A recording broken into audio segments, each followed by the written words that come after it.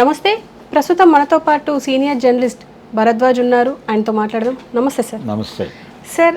వాలంటీర్లు ఇప్పుడు వాళ్ళు జనసేన పార్టీ అధ్యక్షుడు డిప్యూటీ సీఎం పవన్ కళ్యాణ్ ఇంటికి వెళ్ళారు.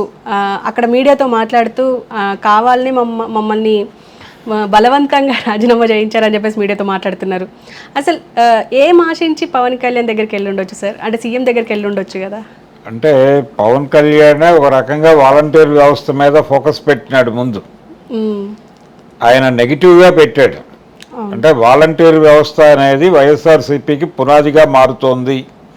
పర్టికులర్గా జగన్మోహన్ రెడ్డి గారికి కళ్ళుగాను, చెవులుగాను, ముక్కుగాను, సర్వేంద్రియాలుగాను ఈ వాలంటీర్ వ్యవస్థే పనిచేస్తోంది అని దృఢంగా అందరూ నమ్మారు. ఆయన కూడా బలంగా నమ్మాడు, జగన్మోహన్ రెడ్డి కూడా. ఈ నమ్మకం మీద దెబ్బ కొట్టాలి అనుకున్నటువంటి పవన్ కళ్యాణ్ వాలంటీర్ వ్యవస్థ ద్వారా చాలా దారుణాలు జరుగుతున్నాయి అని మొదటిసారిగా ఓపెన్ అయ్యాడు. ఓపెన్ అయ్యి అది నిజమా కాదా అనే విషయంతో సంబంధం లేకుండా వాలంటీర్ల ద్వారా ఇళ్లలో సమస్యలన్నీ తెలిసిపోతున్నాయి. వీళ్ళకి టోటల్ ఇన్ఫో తెలిసిపోతుంది. వాళ్ళు ఎప్పుడు వెళ్తారు, ఎప్పుడు వస్తారోతో సహా తెలిసిపోయినప్పుడు ఎవరైనా దాడులు చేయటానికి, లేకపోతే ఇంట్లో ఉండేటువంటి ముసలి వాళ్ళకి, జగన్మోహన్ రెడ్డి గారి భాషలో చెప్పాలంటే తాతయ్య, అవ్వమ్మ ఇలా ఏవో మాట్లాడేవాడు ఆయన. వీళ్ళందరూ ఓట్లు ఏమైపోయినాయని బాధపడుతున్నాడు ఆయన. వీళ్ళందరూ ఈ ఇంట్లో ఉండేటువంటి ఏజ్డ్ పీపుల్కి సెక్యూరిటీ ఉండదు అనేది పవన్ కళ్యాణ్ ఆ రోజున ఎలిగేషన్ పెట్టాడు. వాలంటీర్ వ్యవస్థ మీద భద్రత లేదు, వాళ్ళకి ఎక్స్పోజ్ చేశారు మీరు వాలంటీర్లకి కుటుంబాలని అని చెప్పాడు ఆయన. చెప్పి తద్వారా ఒక భయాన్ని కలిగించేటువంటి ప్రయత్నం అయితే జరిగింది కాన్షియస్గానే వాలంటీర్ వ్యవస్థ మీద. ఎప్పుడైతే పవన్ కళ్యాణ్ మాట్లాడాడో వాలంటీర్ వ్యవస్థ మీద ఆధారపడే జగన్మోహన్ రెడ్డి ప్రభుత్వం నడుస్తోంది కాబట్టి దాని మీద మనందరం దాడి చేయాలని చెప్పి అన్ని పార్టీలు అప్పుడు దాడులు మొదలుపెట్టినాయి. దీంతో ఒక గందరగోళం ఏర్పడింది. ఆ గందరగోళం ఏర్పడింది తర్వాత తను కొంత తగ్గి వ్యవహరించాల్సి వచ్చింది జగన్మోహన్ రెడ్డి. ఇది వాలంటీర్ల వ్యవస్థకి పవన్ కళ్యాణ్కి ఉన్నటువంటి లింకు. పవన్ కళ్యాణ్ నోరు తెరిచే వరకు వాలంటీర్ వ్యవస్థ ఒకలా ఉంది. ఆయన ఎప్పుడైతే ఇది డిజైన్డ్ ప్రోగ్రామ్గా అనిపిస్తోంది అని మాట్లాడటం మొదలుపెట్టాడో, దానికి ఆయన దగ్గర ఉన్నటువంటి ఆధారాలు చూపించడం మొదలుపెట్టాడో, ప్రపంచం దీని గురించి కొంచెం ఆలోచనలో పడిన మాట వాస్తవం. దీన్ని పరిగణనలో తీసుకోకుండా ఎవరు ఏ నిర్ణయం తీసుకున్నా ఇబ్బంది.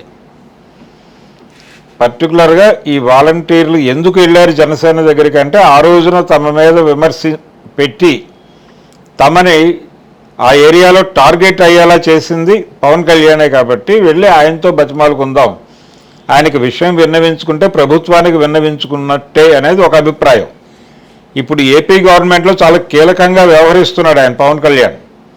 అంటే కేవలం ఏదో గ్రామీణాభివృద్ధి శాఖ లేకపోతే మరొక శాఖ ఆయన కింద ఉన్నాయని మాత్రమే కాదు, చూపించండి మేము ఇంతకాలం మీ నీడలో బతికాం, ఇప్పుడు ఆ నీడ వెళ్ళిపోమంటోంది, వెళ్ళిపోమంటే ఎలా బతుకుతాం మేము, కాబట్టి మాకేదో బతికినంత కాలం ఏదో ఒకటి చేసేలాగా ఒక ప్రభుత్వం దగ్గర ఒక మాట అనిపించండి అని మాట్లాడటానికి వెళ్ళారు వీళ్ళందరూ. పవన్ కళ్యాణ్ అయితే బాగుంటుంది అనేది, ఎందుకంటే ఆయన వల్లనే కాబట్టి తమ మీద దాడి జరిగింది ఆ రోజున, ఆయన అయితే బాగుంటుంది, అర్థం చేసుకుంటాడు అని ఆ ఉద్దేశంతో పవన్ కళ్యాణ్ అప్రోచ్ అయ్యారు. ఆయన మరి ఎలా స్పందిస్తాడు అనేది చూడాలి. నిజానికి ఇది కొంచెం ఇబ్బందికరమైనటువంటి కండిషనే తనకి, పవన్ కళ్యాణ్కి పర్టికులర్గా. ఇలా పవన్ని అడకత్తెరలో ఇరికించడం కోసం ఈ నిరసన డిజైన్ చేశాడు. ఇది వేరే చోట నుంచి డిజైన్ జరిగింది, ఇది వైఎస్ఆర్సీపీ నుంచి డిజైన్ జరిగింది అనే కామెంట్స్ కూడా వస్తాయి ఇక నెమ్మదిగా ఒక ప్రాసెస్లో. కానీ ఒక యాక్టివిటీ అయితే ఒక పాజిటివ్ టోన్ ఉంది. ఆ లెటర్ ఇచ్చినటువంటి వాళ్ళలో పాజిటివ్ టోన్ ఉంది కాబట్టి కొంతవరకు అర్థం చేసుకోవచ్చు. ఆయన ఎలా స్పందిస్తాడు అనేది చూడాలి. పవన్ కళ్యాణ్ ఎలా స్పందిస్తాడు, ఎలా హ్యాండిల్ చేస్తాడు వీళ్ళ ఆక్రోశాన్ని ఎలా అర్థం చేసుకుని ఎలా హ్యాండిల్ చేస్తాడు అనేది చూడాలి. సార్, ఇందులో కమెంట్స్ ఏంటంటే అసలు ఈ వాలంటీర్ వ్యవస్థనే ఉంచొద్దు, అసలు ఎందుకు వీళ్ళు అని చెప్పేసి కొంతమంది మాట్లాడుతున్నారు. ఇంకొంతమంది ఏంటంటే చిన్న చిన్న షాపులలో వేసుకున్న 15,000 వస్తాయి, మీరు 5,000 కకృతి పడి ఇదంతా చేస్తున్నారు అని చెప్పేసి వాలంటీర్ల మీద ఇలాంటి విమర్శలు చేస్తున్నారు. అవును, వాళ్ళ జీతాలు తక్కువ జీతాలు 5,000 ఇచ్చేవాడు ఆయన జగన్మోహన్ రెడ్డి, నేను 10,000 చేస్తానని చెప్పాడు ఈయన. అది మాత్రమే కాకుండా వాళ్ళ కోరిక ఏంటంటే మమ్మల్ని ప్రభుత్వ రంగంలోకి తీసుకుని డెప్యుటేషన్ మీద ఇక్కడ కొంతకాలం పని చేయించి ఇక్కడ నుంచి ఇక్కడ మెడికల్ లాగా పనిచేసిన వాళ్ళని గవర్నమెంట్ విభాగాల్లో రిక్రూట్ చేసుకోవడానికి దీన్ని ఒక ట్రైనింగ్ క్యాంప్గా చూడండి అనేది ఒక అభిప్రాయం చాలా కాలంగా ఉంది. దాన్ని ఏ మేరకు గౌరవిస్తుంది కొత్త ప్రభుత్వం అనేది చూడాలి. రెండోది మీరు ఇందాక అన్నటువంటి విమర్శలు, బయట నుంచి వస్తున్నటువంటి విమర్శలు, అది ఎలా సరిపోతుంది వాళ్ళు ఇతర వృత్తులు చేసుకోకుండా, అందుకోసం దీన్ని ఏదైనా త్యాగం చేస్తారా, అసలు వాళ్ళే ఎందుకు, వాళ్ళు ఉండటం వల్ల రకరకాల ఇబ్బందులు జరుగుతున్నాయని. ఉండటం వల్ల జరుగుతున్న ఇబ్బంది ఏంటంటే నేరుగా ముఖ్యమంత్రికి వాళ్ళకి కాంటాక్ట్ ఉండటం, మిగిలిన వాళ్ళందరినీ బైపాస్ చేసినటువంటి పరిస్థితి. ఈ బైపాస్ అయిన వాళ్ళు తీవ్రమైన నిరుత్సాహానికి అలాగే చిరాకుకి గురవటంతో వాళ్ళందరూ నెగిటివ్గా మారారు. ఇది ఒక ప్రాక్టికల్ ఎక్స్పీరియన్స్ వైసీపీకి. ఏ డిజైన్ ఎలా ఉండాలో తెలియని తనం వలన చేసినటువంటి డిజైనింగ్ అది ఇబ్బంది పెట్టిన మాట వాస్తవం. ఆ ఇబ్బంది గురించి ఇప్పుడు వాళ్ళు సఫర్ అవుతున్నారు, మాట్లాడుతున్నారు ఇంటర్నల్గా. ఎక్స్టర్నల్గా మాట్లాడటానికి ఇంకా కొంచెం టైం పడుతుంది. సార్, ఇప్పుడు వాలంటీర్లని ఉంచడం బాగుంటుంది అంటే కొనసాగిస్తే బాగుంటుంది అంటారా, లేకపోతే ఇప్పుడు అందరి అభిప్రాయం ప్రకారం అసలు ఈ వాలంటీర్ వ్యవస్థను తీసేస్తే బెటర్ అంటారా? వాలంటీర్ వ్యవస్థ ఉండద్దు అనే అభిప్రాయం నుంచి అందరూ యూటర్న్ తీసుకున్నారు, చంద్రబాబుతో సహా. తీసుకుని 5,000 కాదు నేను 10,000 ఇస్తాను, వాళ్ళని ఇంకా బాగా చూసుకుంటానని మాట్లాడాడు ఎన్నికలకు ముందు. ఆయన ఎన్నికల్లో గెలిచాడు కాబట్టి ఆ ప్రామిస్ని నిలబెట్టుకుని వాళ్ళకి 10,000 జీతం ఇవ్వడం మాత్రమే కాకుండా వాళ్ళల్లో మెరికల్లాగా పనిచేసిన వాళ్ళకి ప్రమోషన్ ఏదైనా ఇచ్చి గవర్నమెంట్ సర్వీసుల్లోకి తీసుకుంటే రెవెన్యూ సర్వీస్లో పని చేయగలుగుతారు వాళ్ళు. రెవెన్యూ సర్వీసుల్లోకి వాళ్ళని తీసుకోవడానికి కొంచెం ఒక అడుగు ముందుకేసి ఒక ప్రయత్నం చేస్తే మంచిది.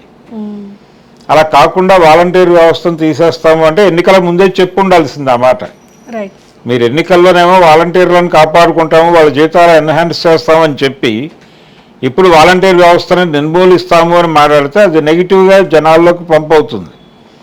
అందుకని జాగ్రత్తగా ఉండాలి. రెండోది వాలంటీర్స్ వలన చాలా సఫరింగ్ జరిగింది అనేటువంటి అభిప్రాయం ఉంటే దాన్ని ఎలా వినియోగించుకోవాలో, ఎలా వాళ్ళని కంట్రోల్లో పెట్టుకోవాలో ఇవన్నీ డిజైన్ మార్చుకోండి మీరు.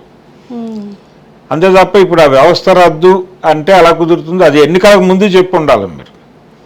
మేము వచ్చిన తర్వాత వాలంటీర్ వ్యవస్థ ఉండదు అని ఆ రోజున ఎందుకు చెప్పలేదు అంటే తద్వారా పడేటువంటి ఓట్లు ఉన్నాయని మీకు అనిపించింది కాబట్టి ఆ ఓట్లు తీసేసుకుని ఇప్పుడు వాళ్ళని అంటే రేవు దాటాక బోడి మల్లన్న అన్నట్టు అనదలుచుకున్నారా అనే ప్రశ్న వస్తుంది.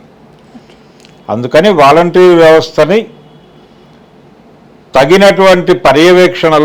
తగిన పర్యవేక్షణలో ఉంచి నిర్వహించడమే మంచిది. Okay sir, thank you.